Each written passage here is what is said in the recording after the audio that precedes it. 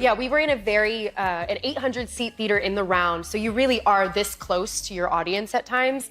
And I'm with the biggest heartthrob in the world. Video is gonna get taken out of context, and I know that at this point I can't really stop people from doing that because that's what my whole existence on the internet is. It is the real beginning of my life as a young lady of America. Of America.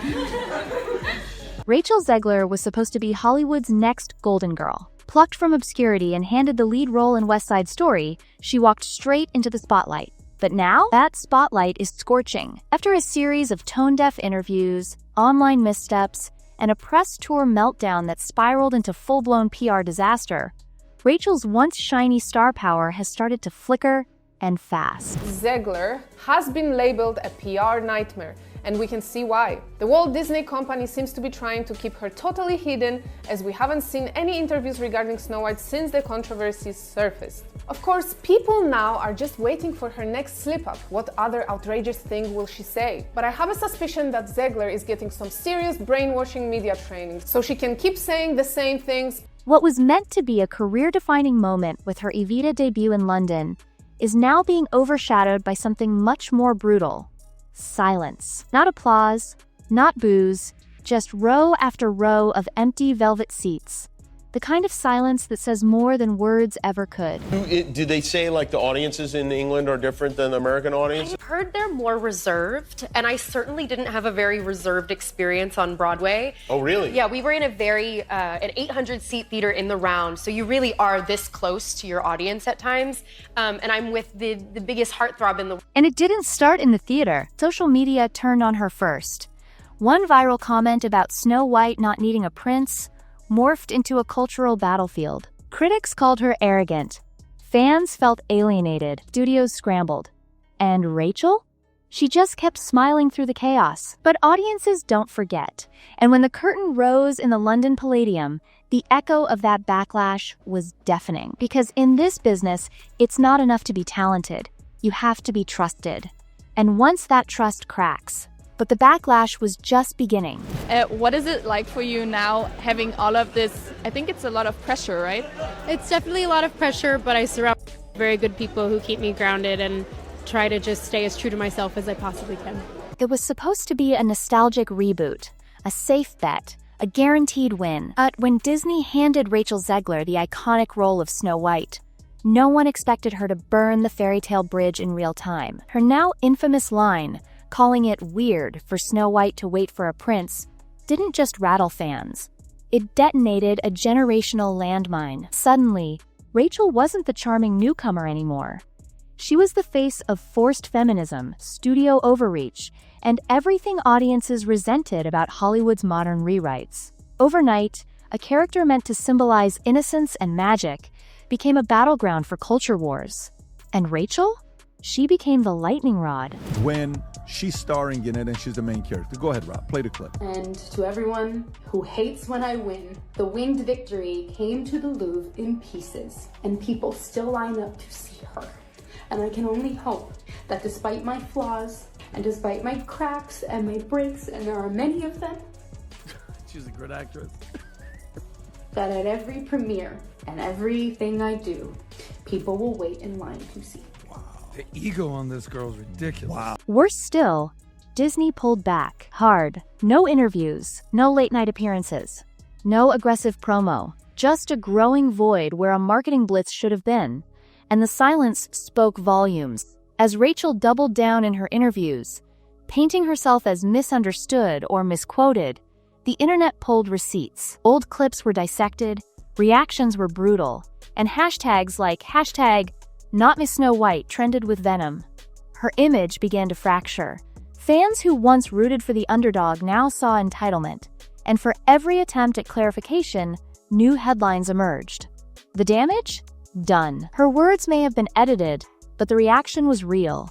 What happened next would rattle the entire industry. The London Palladium is sacred ground for musical theater, a venue steeped in legacy, velvet glamour, and decades of sold-out shows. And then, because, I mean, you seem to be dominating the world of musicals. You're doing Evita in London, right?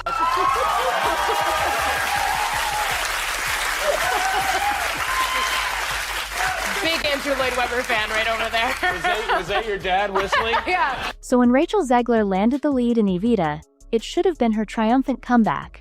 Instead, it became her most public flop. On opening night, the chandeliers glowed, the orchestra was in tune, but the seats? Nearly 3/4 were empty, whole rows untouched, tickets slashed to matinee prices. Theaters echo in a way film sets never do, and that echo was merciless. And yet, producers claimed that over £4 million worth of tickets were already sold before Zegler was even cast. A convenient narrative, until screenshots of ghost town seating charts went viral. As an actor, you don't get to dictate anything. You don't get to dictate if a film actually happens. You don't get to dictate when it is shot, how it is shot, if you can ever speak about it to the public. You are simply just there to show up and say your lines and look the way they want you to look. That is our...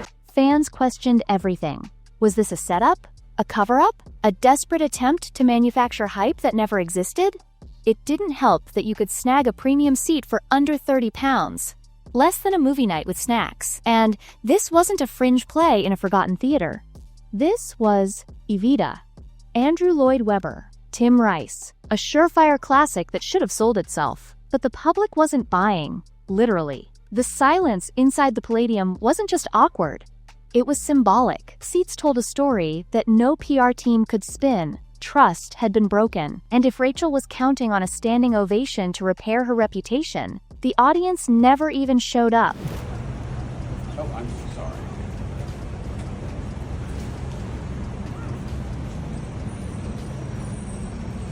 Rachel, you got time to find some autographs for us, Rachel? Rachel, please? Rachel, you got time to find some, Rachel? Hey, you on the way out? Rachel Zegler's rise had all the makings of a Hollywood fairy tale. Except the audience didn't choose her. She was cast, crowned, and catapulted into stardom before the public had time to form an opinion. One major film, a few bold interviews, and suddenly she was being packaged as the voice of a new generation. But there's a problem with building a brand before building a base. The hype collapses under scrutiny. And that's exactly what we're seeing. The fan forums, Reddit threads, and comment sections have been relentless, not just because Rachel made controversial statements, but because she came across as engineered. Critics point out how her rise mirrors past flops like Jai Courtney or Sam Worthington. Actors' studios pushed into the spotlight, only for audiences to collectively shrug. Things do not look good for Rachel Zegler and her acting career as we know it today. What do you think's gonna happen, girl? You are sending tweets, making posts, saying these things at events. In Rachel's case, the backlash feels stronger because she's seen not as a breakout, but as a marketing product. A performer with raw talent, yes, but one who skipped the grind and fast-tracked to icon status. That disconnect breeds resentment. It's not about her voice or acting anymore. It's about the feeling that the public was never asked for their vote. And when audiences feel left out of the equation, they speak with their wallets. Empty theaters, muted applause, skeptical reviews. The industry can promote a star, but it can't manufacture genuine connection. And Rachel's was cracking under pressure. Nobody denies that Rachel Zegler has talent. One clip of her singing Romeo and Juliet live is enough to silence any claims that she can't perform. Her voice is crisp, controlled, and stage-ready. Fans who've met her say she's kind, even humble in person. But here's the catch-raw ability doesn't always translate to public likability, especially when the camera's rolling and the mic is live. On stage, she commands the room. Off stage, that's where things fall apart. In interviews, Rachel often sounds more like a media studies professor than a Hollywood starlet. She lectures about fairy tales, dismantles childhood stories, and comes off as detached, more interested in making a statement than building rapport. That's not a crime, but it is a charisma killer. While she tries to sound empowered, she ends up sounding disconnected. Combine that with social media's short fuse, and it's easy to see how fans started tuning out. Contrast her with Gal Gadot, who kept her head down during the Snow White fallout. Despite being dragged into the same controversy, Gal avoided backlash almost entirely. Why? Because she didn't challenge the audience. She stayed neutral, graceful, even boring. In a world where perception drives success, Rachel's approach felt more like provocation than performance, and the cracks were now impossible to ignore. While Rachel Zegler smiled for the cameras, the industry behind her began quietly stepping away. Studio executives who once paraded her as the face of a new Disney era suddenly went radio silent. Press interviews were canceled. Talk show bookings dried up. Publicists stopped pitching her stories. The shift was subtle but undeniable. No dramatic statements. Just a ghosting act only Hollywood can perfect. One week you're a rising icon. Next, you're a name nobody wants to say too loudly. Rumors started bubbling from behind the curtain. Castmates allegedly frustrated by lackluster rehearsals. Tension on set. Passive-aggressive comments veiled as creative differences. Nothing explosive. Just that uniquely toxic energy where everyone pretends everything's fine until the cameras stop rolling. No one's flipping tables, but everyone's exhausted. And it shows. Meanwhile, Rachel's magazine covers still tout her as the next great thing, clutching onto that Golden Globe win like a lifeline. But headlines can't cover up audience fatigue. And inside the Palladium, ushers don't need earplugs. There's no applause to muffle. Theaters don't lie. If the seats are empty, the buzz is dead. Studios that once pushed her forward are now retreating, adjusting strategies, hoping the algorithm forgets. And Rachel? She's still performing every night, belting "Don't Cry for Me, Argentina" into a void she used to command. But could she pull off the one thing that matters most? A comeback? Rachel Zegler is now at the crossroads every celebrity dreads, where the path to redemption is narrow, steep, and brutally unforgiving. Can she pull herself out of the backlash spiral? Or is this the quiet beginning of a long fade-out? The truth is, this isn't just about one bad press tour or a lukewarm stage debut. It's about something deeper. Connection. And right now, Rachel doesn't have it. The public doesn't feel like she's talking to them. They feel like she's talking at them. Redemption in Hollywood doesn't come through defiance. It comes through authenticity. Through owning missteps, not pretending they didn't happen. If Rachel wants to win back the audience, it won't be through another Vogue profile or carefully rehearsed interviews. It'll be by dropping the media-trained sound bites and speaking like a real person. It'll be through vulnerability, not another monologue about empowerment. And maybe she gets there. Maybe she pivots, reinvents, or fades into ensemble roles that let her rebuild quietly. But if she continues to double down on the curated image, the backlash won't stop.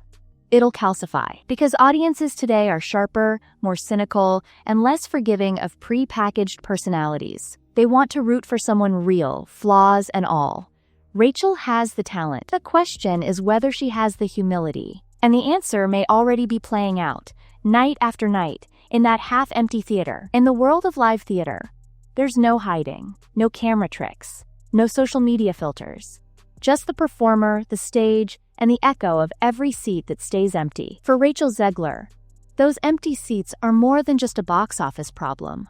They're a message, a quiet but brutal verdict from the very audience she was supposed to win over. It's not about whether she can sing, it's not about whether she's talented, it's about whether people want to watch her. Right now, the silence is speaking louder than any standing ovation ever could. And that silence isn't just about one actress. It's a reflection of an industry still trying to manufacture stars like it's 1995, ignoring the fact that today's audience doesn't want to be sold, they want to connect. Rachel's story is just one chapter in a bigger Hollywood reckoning. The studios that pushed her forward are now learning, the hard way, that charisma can't be forced, reputation can't be controlled, and no amount of PR polish can substitute for genuine rapport. Still, the curtain hasn't fallen yet. Rachel has time, but second chances come with tighter budgets, harsher critics, and a much smaller spotlight. She'll need more than vocal range to earn her way back into the public's favor. She'll need transparency. She'll need self-awareness. She'll need to understand that legacy characters are not stepping stones for reinvention. They're cultural heirlooms. Disrespect them, and you don't just lose roles, you lose relevance. Because in entertainment, the audience always gets the final word. And this time, it's not applause they're giving, it's distance.